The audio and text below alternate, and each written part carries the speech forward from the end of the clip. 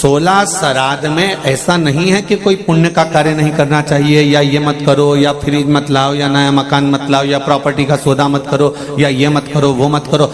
अगर कोई महाराज जी आपको मना कर रहे हैं और कह रहे हैं कि श्राद्ध पक्ष में ये नहीं करना चाहिए, वो नहीं करना चाहिए, तो उनको समझा दो।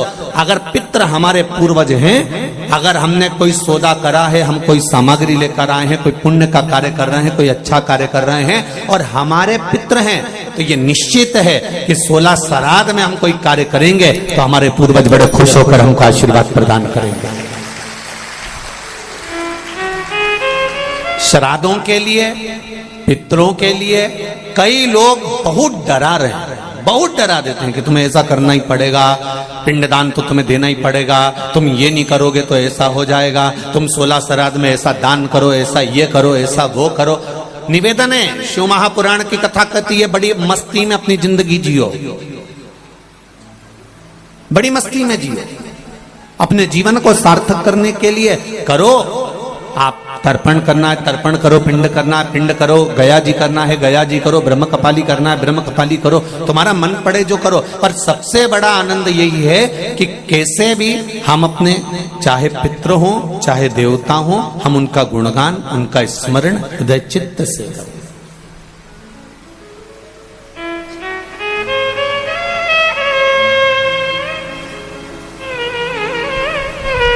खूब करो।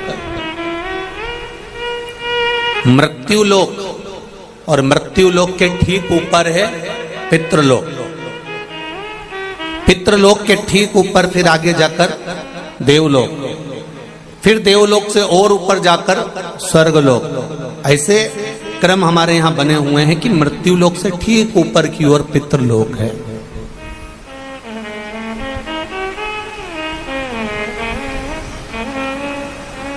स्वयं अंतरिक्षी ने राजा निमि को पितरों की महत्वता समझाई थी।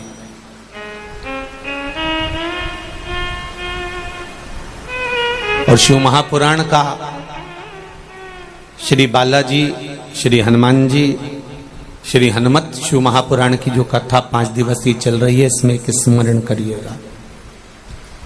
आपके पास में कुछ देने के लिए नहीं है, आप किसी को कुछ नहीं दे सकते, तो श्राद्ध पक्ष में जब आप भगवान शंकर का आराधना करें तो 27 मनके की माला से अगर आप भगवान शिव का नाम जप कर रहे हैं, 27 मनके की माला से आप भगवान का भजन कर रहे हैं, 27 बार आप मुख से भगवान का नाम ले रहे हैं, 27 बार आप भगवान का स्मरण कर रहे हैं, तो ये श्राद्ध पक्ष में आपने तर्पण करा ना करा, पिंड करा ना करा, गया गए ना गए, आपने कुछ दिया ना दिया, आपने कुछ प्रदान करा ना करा, पर 27 बार भगवान शंकर का नाम या राम का नाम या कृष्ण का नाम आप अगर अपने पूर्वजों के निमित्तार्थ भी ले लेते हैं, तो शिव महापुराण की कथा कहती है कि श्राद्ध पक्ष में उन्हें गया, पिंड, तर्पण, ब्रह्म कपाली का फल मिल जाता है और उनकी मुक्ति निश्चित हो जाती है। कितनी बार जपना है?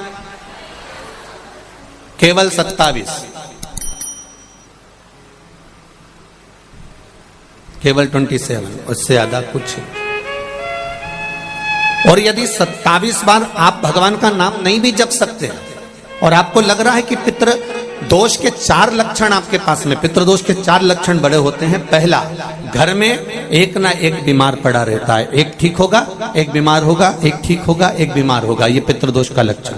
दूसरा, 1 रुपए कमाया, 1.25 रुपए खर्च हो रहा है, कहीं ना कहीं पैसा आके रखाता है और 2-3 दिन में पैसा चले जाता है, साथ में रखा हुआ भी धन जा रहा है, पितृदोष का लक्षण है। तीसरा, घर में जितने सदस्य हैं आपस में किसी ना किसी बात के पीछे उनमें क्लेश बना रहता है, मन मुटाव बना रहता है, थोड़ी थोड़ी बात में कुछ ना कुछ क्लेश हो जाता है। 5वां, घर के बच्चे चिड़चिड़ प्रवृत्ति के होते जा रहे हैं, तो ये 4 लक्षण पितृदोष के बताए हैं। इन पितृदोष का निवारण आप गया जी चले जाएं, ब्रह्म कपाली करा लें, या तर्पण दे दें, या पिंड दे दें, उससे अधिक फल शिव महापुराण की कथा कहती है। आप शंकर भगवान के मंदिर में जब 1 लोटा जल लेकर जाते हैं, शिव जी को 1 लोटा जल जब समर्पित करते हैं, तो उस जल को धीरे धीरे 27 बार आप पंचाक्षर मंत्र, षडाक्षर मंत्र या श्री शिवाय नमस्तुभ्यम बोलकर अपने पूर्वजों का स्मरण कर जो 16 दिन उस एक ही कलश, बार बार 27 बार कलश नहीं भरना है। जो लोटा भरकर लेकर गए हो, कलश भरकर लेकर गए हो,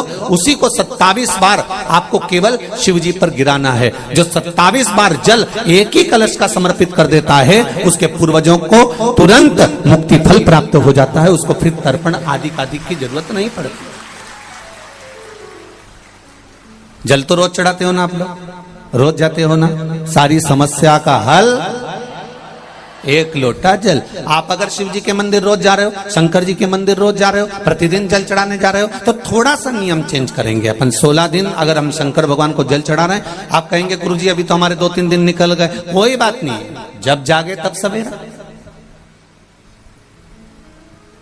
कोई जरूरी है कि वो पीछे के 2-3 दिन निकल गए तो हम कैसे नहीं, आप कल से प्रारंभ कर दो कि शिव जी के मंदिर में जब जल चढ़ाने जाओ तो जल को 27 बार धीरे धीरे कर चढ़ाना प्रारंभ करिए।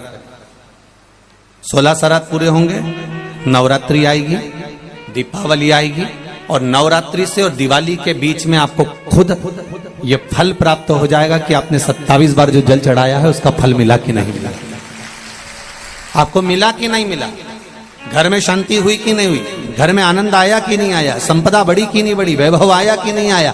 केवल 16 दिन पूर्ण हुए, नवरात्रे और दिवाली के बीच का समय आप अंदाजा लगाकर बैठ जाए।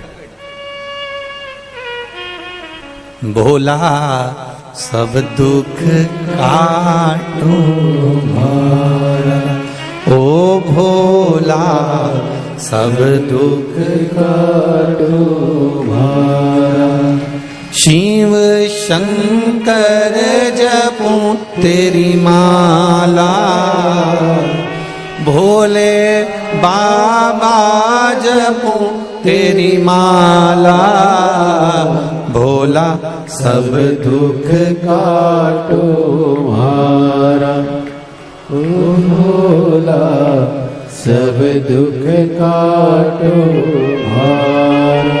भगवान की शरणागति का सुख क्या होता है, भगवान की शरणागति का फल क्या होता है। महाराज, एक पक्षी सागर के तट पर, समुद्र के तट पर थोड़ी देर का सत्संग करता है, भजन करता है, कीर्तन करता है किसी संत की शरणागति में बैठकर, तो वो सागर पार जो माता सीता लंका में बैठी है उनको देख लेता है।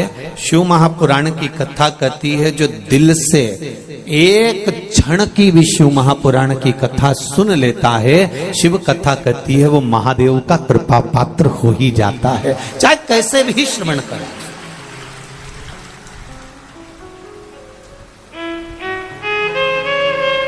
आप दिल से बस उसको स्मरण करो। 27 बार नाम ले लो या 27 बार जल समर्पित कर लो, या 27 मनके की माला से स्मरण कर लो।